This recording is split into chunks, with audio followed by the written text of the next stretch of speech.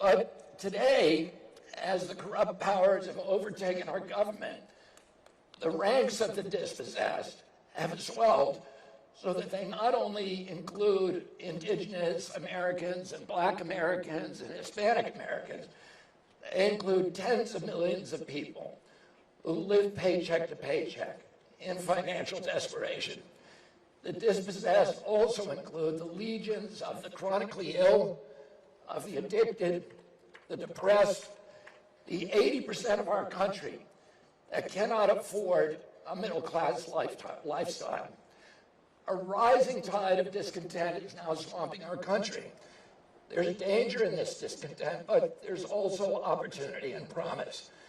The danger is that the demagogues will hijack it toward fascism, or that our rulers will divert us to use it as a pretense for an attack on an existential enemy, another in the long pipelines of continuous wars.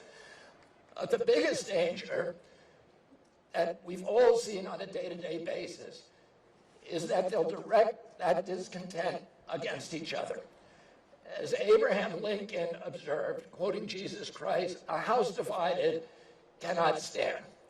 A polarized nation is easy for corrupt powers to manipulate and to control and to strip the wealth, its freedoms, its equity, its dignity. Those are the dangers. So what is the promise?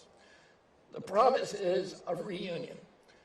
We are told today that our nation is hopelessly divided. But I found something different as I travel this country. The most hateful voices, of course, are always the loudest. But there are a lot of quiet Americans who are looking at disgust without the vitriol, the name-calling, and the venom.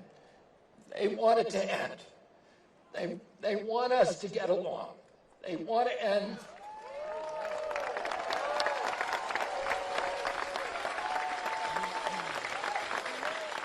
And you know, those loud, hateful controversies obscure these vast areas of agreement. Most of us agree, for example, that we should take care of our veterans. Most of us agree that we should seek peace abroad instead of war.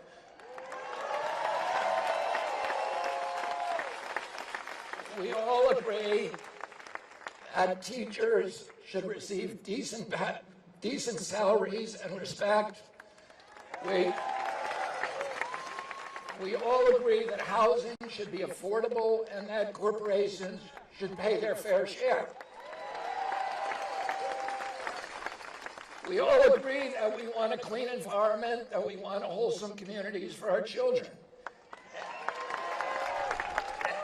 And yet these universal yearnings stand alongside a broad agreement that our country has lost its way. Americans are weary, they're tired of the culture war, the phony slogans, the politicians who use the partisan blame game to divide us against each other and keep us all at each other's throats. And people suspect that the divisions are deliberately orchestrated, and that getting us to hate each other is all part of the scam.